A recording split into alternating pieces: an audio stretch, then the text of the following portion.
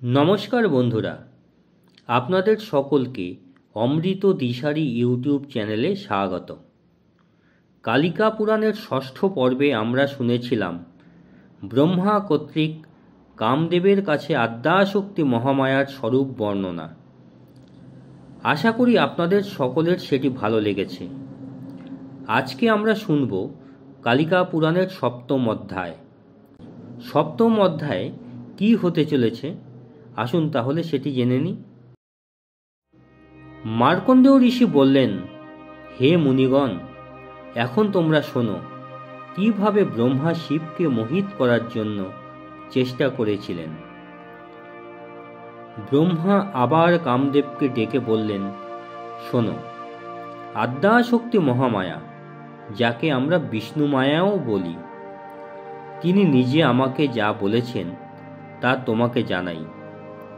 আদ্যাশক্তি মহামায়া দক্ষের কন্যা দাক্ষায়ণী রূপে অবতীর্ণ হবেন। তার রূপ হবে দিব্য এবং অসাধারণ। এ বিষয়ে তোমার কোনো সন্দেহ থাকা উচিত নয়। তুমি এখন তোমার স্ত্রী রতি ও তোমার সহচর বসন্তকে সঙ্গে নিয়ে এই কাজ অর্থাৎ শিবের ধ্যান ভঙ্গ করার জন্য যে দায়িত্ব তোমাকে দিয়েছি তা সম্পূর্ণ করার জন্য মনোযোগী হও। যদি তুমি তোমার চেষ্টা করো তাহলে সৃষ্টিকর্ম রক্ষা পাবে এবং আমাদের ইচ্ছা পূর্ণ হবে। পিতামহ ব্রহ্মার কথা শুনে কামদেব ও কামদেবের সহচর বসন্ত তাদের চূড়ান্ত চেষ্টার কথা বললেন। প্রথমেই কামদেব হাত জোর করে বললেন, হে পিতামহ, দেবকার্য সিদ্ধ করতে আমি কখনো উদাসীন হই না এবং আমার চেষ্টার কোনো ত্রুটি রাখি না। এখন আমি যা করছি তা আপনাকে বলছি। আমি গোপনে কিংবা প্রকাশ্যে যেভাবেই হোক না কেন শিবকে মোহিত করার চেষ্টা করে যাচ্ছি। যখন শিব সমাধিস্থ হন অর্থাৎ গভীর ধ্যানে নিমগ্ন হয়ে চোখ বন্ধ করেন, তখন তার জ্ঞান বাইরের জগৎ থেকে বিচ্ছিন্ন হয়ে যায়। সেই সময় যদি স্নিগ্ধ বাতাস প্রবাহিত হয় এবং চারিদিকে সুগন্ধ ছড়িয়ে পড়ে, তখন আমি পুষ্পবাণ ধারণ করে গোপনে শিবের পাশে অবস্থান করি। আমার শক্তি এমন যে আমি যখনই উপস্থিত হই তখন যে কেউ, সে দেবতা হোক বা মানুষ, নারী পুরুষ, সকলেই কামে মোহিত হয়ে পড়ে। কিন্তু শিব এখন পর্যন্ত আমার প্রভাবের বাইরে। আমি অনেকবার চেষ্টা করেছি কিন্তু সফল হইনি। যখন যোগী শিব হিমালয়ে তপস্যার জন্য অবস্থান করেন, তখন আমি ছায়ার মতো তার সঙ্গে থাকি এবং বসন্তকেও সঙ্গে নিয়ে আমি শিবের পেছনে পেছনে যাই। যখন শিব কৈলাস যাত্রা করেন, তখনও আমি আনন্দে তার সঙ্গে চলি, কারণ আমি কোনো সময় চেষ্টাহীন থাকতে পারি না। যখন শিব গভীর ধ্যানে বসেন, তখন আমি চারিদিকে প্রেমময় পরিবেশ সৃষ্টি করি। যেমন চক্রবাক পাখি এবং তার সঙ্গিনী চক্রবাকী একে অপরের প্রতি ভালোবাসা প্রকাশ করে, তেমনি পশু পাখির মনেও প্রেমের ভাব জাগে। তখন এমন এক পরিবেশ তৈরি হয় যে সব প্রাণীর মন কামে উন্মত্ত হয়ে ওঠে।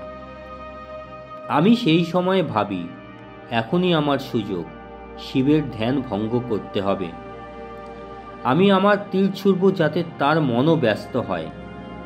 কিন্তু এখনো পর্যন্ত এমন কোনো শুভক্ষণ আসেনি যেখানে শিবের মন কামে বিভোর হবে। শেষে আমি বুঝেছি শুধু আমার তীরেই এই কাজ হবে না। যদি আশেপাশে কোনো সুন্দরী নারী না থাকে, তাহলে আমার চেষ্টা সফল হবে না প্রভু। কামদেব বলা শেষ হওয়ার পর বসন্ত দেব তার দায়িত্ব নিয়ে কথা বললেন। হে পিতামহ, যেখানে শিব অবস্থান করেন সেখানে আমি চম্পা, কেশর, বক, পাটল, পুন্নাগ, মল্লিকা, কেতকী প্রভৃতি ফুলের সৌরভ ছড়িয়ে দেই। কমল ফুলে ভরা হ্রদ, মিষ্টিমলয় বাতাস এভাবে শিবের আশেপাশে এক মধুময় মনোরম পরিবেশ সৃষ্টি করি। এই দৃশ্য দেখে অন্যান্য ঋষি মুনিদের মনোকামনায় আচ্ছন্ন হয়ে যায়। অনেক তপস্বী ও দেবগণ আমার প্রভাবে কামরসে মগ্ন হয়ে তাদের তপস্যা ভঙ্গ করে ফেলেন, কিন্তু শিবের ধ্যান তখনও অটল থাকে। তাকে আমরা কেউ মোহিত করতে পারি না। তখন ব্রহ্মা বুঝলেন, আদ্যাশক্তি মহামায়া ছাড়া শিবের ধ্যান ভঙ্গ করা অসম্ভব। কামদেব ও বসন্তদেবের কথা শুনে ব্রহ্মা চুপ হয়ে গেলেন আর মনে মনে বললেন, এখন শুভক্ষণের প্রতীক্ষায় থাকতে হবে। নির্দিষ্ট সময়ে মহামায়া মোহিনী রূপ ধারণ করে এই ধরাধামে অবতীর্ণ হবেন এবং শিবের ধ্যান ভঙ্গ করে শিবকে সংসারমুখী করে এই সৃষ্টির গতিকে স্বাভাবিক করবেন। সপ্তম অধ্যায় আজ এখানেই শেষ হলো। পরবর্তী অষ্টম অধ্যায়ে মহামায়া দক্ষের ঘরে কন্যা হয়ে কি জন্মগ্রহণ করবেন, নাকি ঘটনা অন্যদিকে মোড় নেবে, সেটি জানতে হলে আমাদের পরবর্তী অষ্টম অধ্যায় অবশ্যই দেখতে হবে। ততক্ষণের জন্য আসি। ভালো থাকুন, সুস্থ থাকুন। জয় মা কালী।